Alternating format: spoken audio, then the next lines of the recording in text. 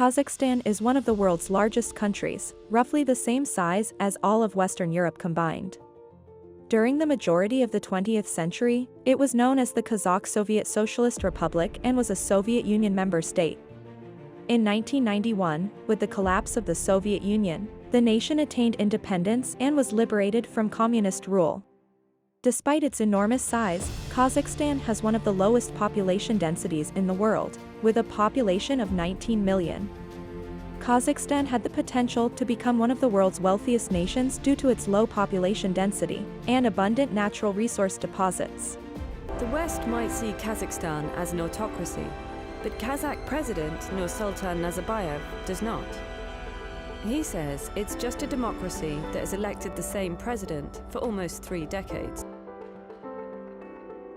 In this time, the president and his country have been made very rich by huge oil, gas, and coal reserves. Wealth he used to build a gleaming new capital, Astana. The state spent around $5 billion on a vast expo center to host an international forum on future energy. Nazarbayev sees Kazakhstan as a green superpower of the future. Kazakhstan is as rich in renewable energy as it is in fossil fuels. With more than 300 sunny days a year, the country could easily power itself on solar energy alone. These green resources are attracting foreign investment. The largest solar power plant in Central Asia recently opened in the country's south, funded by the European Development Bank.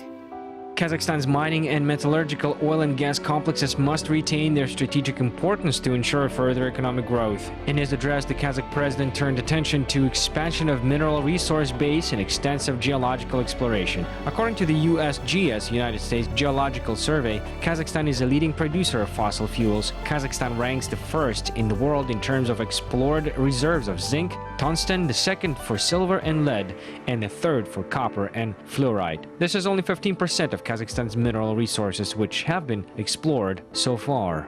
Kazakhstan is a country that's enormously rich in natural resources. It's the world's #1 producer of uranium, which is used in nuclear power, and that's something that's increasingly in demand as countries are trying to move away from fossil fuels. It also has the 9th largest oil reserves in the world, as well as large reserves of coal and of gas. All of that adds up to around 1/5 of the country's economy and 70% of its total exports.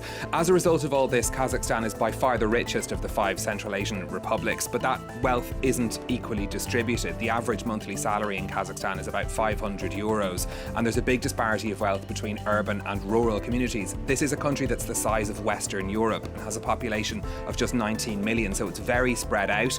That's part of the reason why issues like fuel prices can be so sensitive, because the less well-off are being disproportionately impacted when we saw the price of fuel shoot up when that cap was removed. Hello and welcome to the Financial Fortune channel. We bring you the latest news and insights on finance and investing, helping you stay informed and make better decisions for your financial future. In today's video, we'll be discussing a topic that's been making headlines recently. The biggest fraud in Kazakhstan is more complex than you think, and the details are still unfolding. So, without further ado, let's dive into the details and see what this means for investors like you. In an effort to liberalize the economy, the government began privatizing previously state-owned businesses. Similar to many other post-Soviet states, the privatization process was corrupt. Oftentimes, well-connected oligarchs were able to purchase valuable state-owned enterprises for pennies on the dollar, accumulating fortunes in the billions of dollars almost overnight.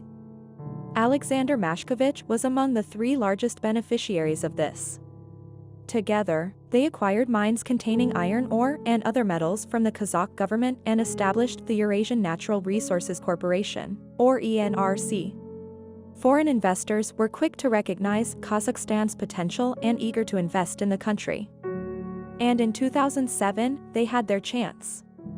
When ENRC went public on the London Stock Exchange, it raised £1.36 billion at a valuation of £6.8 billion. This was equivalent to $15 billion at the time, placing it among the top 100 largest publicly traded companies in London. ENRC turned out to be a terrible investment for anyone who purchased shares at the IPO. with shares falling by more than 75% by 2013.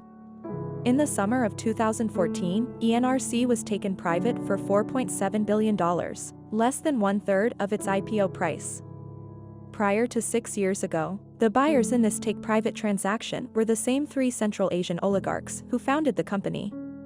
The poor performance of ENRC's stock price was allegedly the result of a sophisticated campaign of bribery, embezzlement, and fraud orchestrated by the 3 founding oligarchs.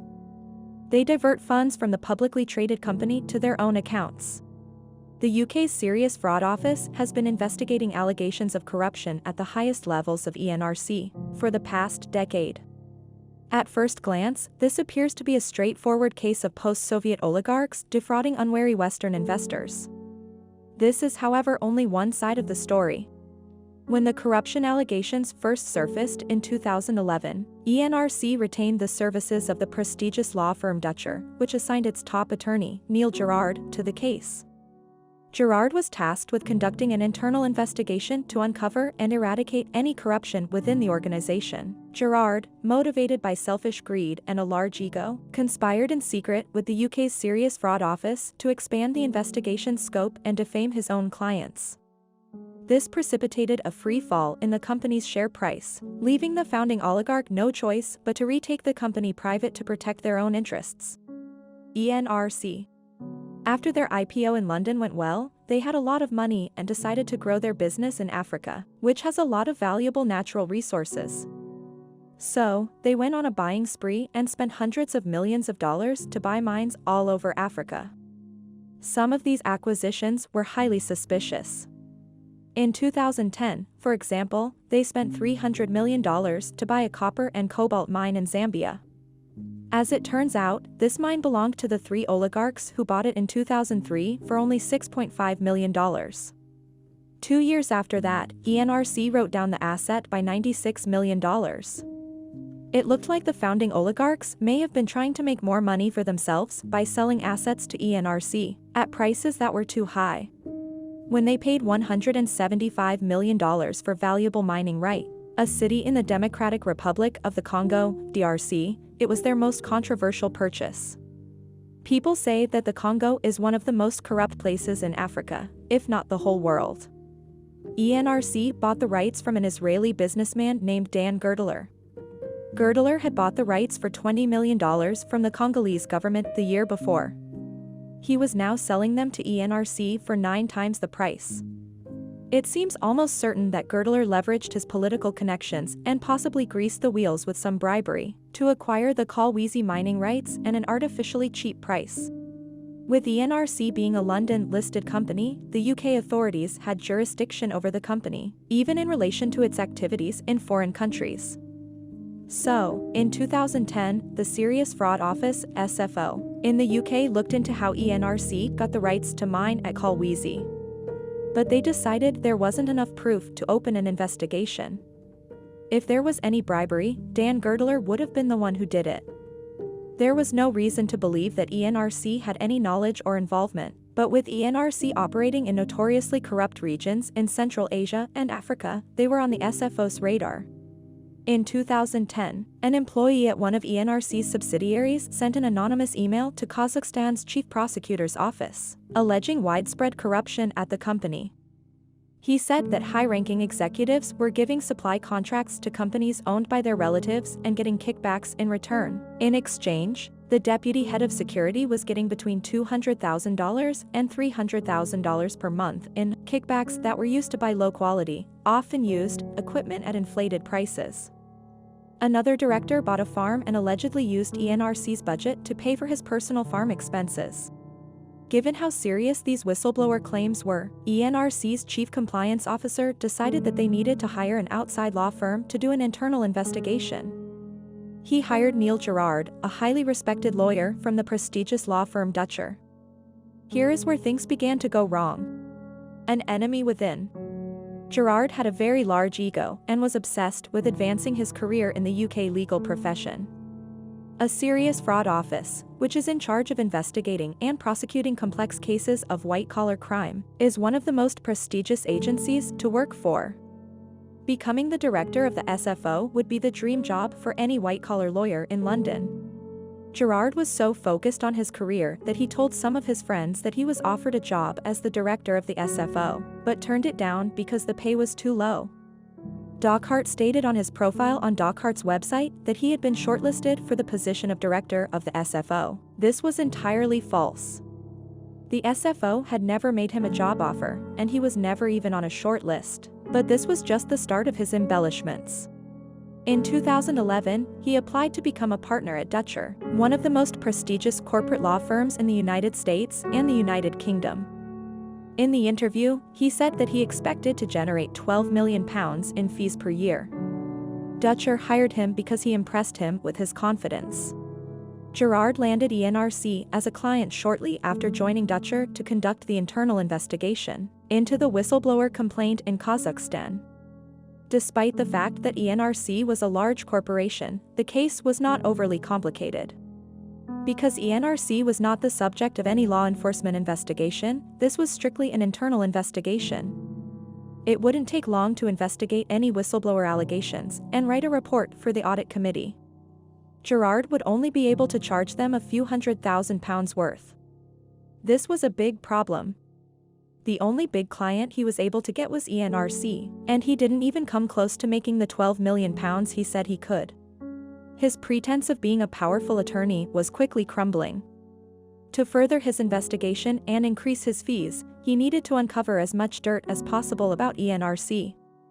In order to accomplish this, he needed to raise the stakes, and the best way to do this was to get the SFO involved. ENRC would be much more willing to pay Gerrard to protect them if they were under investigation by the SFO. This inspired a scheme from Gerrard.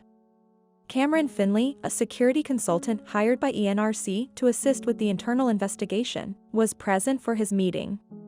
Gerrard told Finley he planned to put the squeeze on ENRC by dropping bombshells here and there. Both men stand to gain from an investigation's expansion, as more data means more potential versus. Gerrard gave Finley an envelope with sensitive information about the internal probe.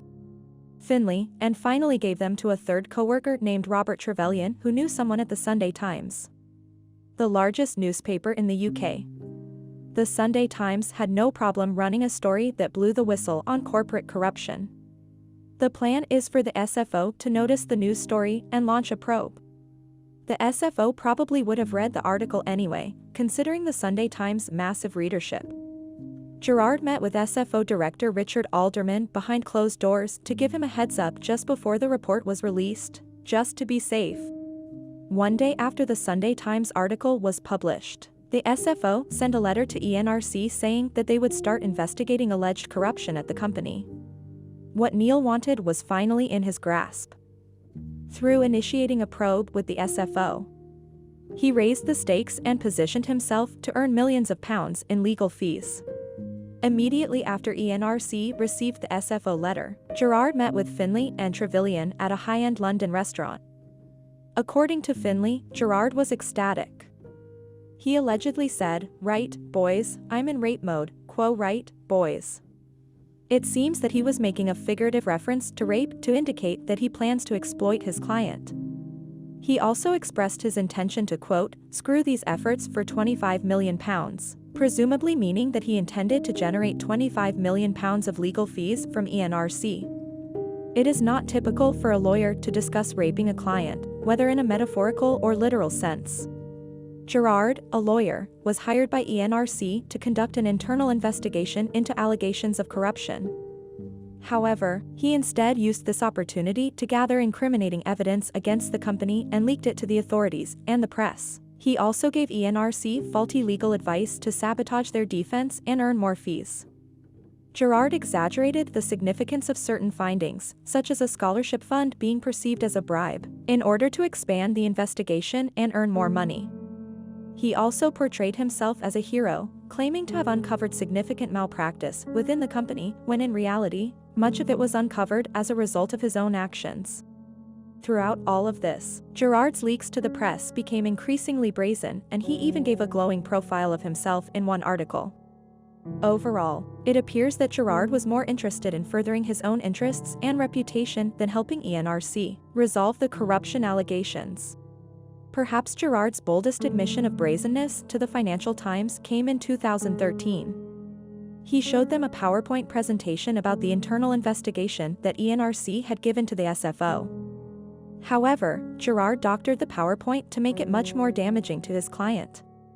He said that they are investigating ENRC's chief financial officer as the ENRC made $100 million of payments to a company connected to her.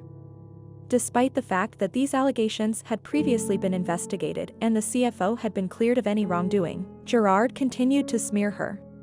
Between 2011 and 2013, Gerrard billed ENRC for £13 million in legal fees on behalf of Detroit, and he also earned over £1 million in bonus payments. During this time period, ENRC's share price plummeted due to media reports of corruption involving Gerrard and poor financial results. Taking advantage of the low share price, the three founding oligarchs successfully took the company private for $4.7 billion, or less than one-third of the IPO valuation 6 years earlier. Neil Gerrard revealed. With the enormous bonuses he earned from Dutcher, Gerrard was able to afford a life of luxury in a multi-million-pound mansion, but the sins of his past finally catch up with him. By 2013, ENRC leaders were becoming suspicious of the seemingly endless nature of Gerrard's research, as well as the strange legal advice he was giving them. Although Neil's fraud was very sophisticated, he made some crucial mistakes that ultimately led to his downfall. In the first bed he did for the Sunday Times. Documents were presented physically on paper. Instead of printing a clean copy of the documents, he accidentally sent them his work documents, which he signed by hand. ENRC later obtained those documents, and Gerrard's handwriting was easily recognizable when ENRC sued Dagger, Gerrard, and the Serious Fraud Office for breach of fiduciary duty and other offenses. The essence of the trial was that Gerrard conspired with the SFO to act against his client's interests. While Gerrard's financial motivation was clear, that of the SFO was much less clear. They knew that Gerrard acted improperly as legal counsel, but they continued to speak to him. This put the SFO itself at legal risk. This can probably be blamed on the overzealousness of the head of the SFO. He probably thought he was doing the right thing by going after a corrupt company and wanted to change some of the rules to bring them to justice. A tortuous trial ensued over the next few years, in which Gerrard was caught with several lives. In 2022, a British court found Gerrard Ditcher and the SFO guilty of several offences. Ditcher later had to pay ENRC £20 million in damages. As for Neil Gerrard, he was forced to sell his mansion to pay mounting legal fees, and his professional reputation was completely destroyed. ENRC changed its name to Eurasia Resources Group and operates in Central Asia and Africa to this day.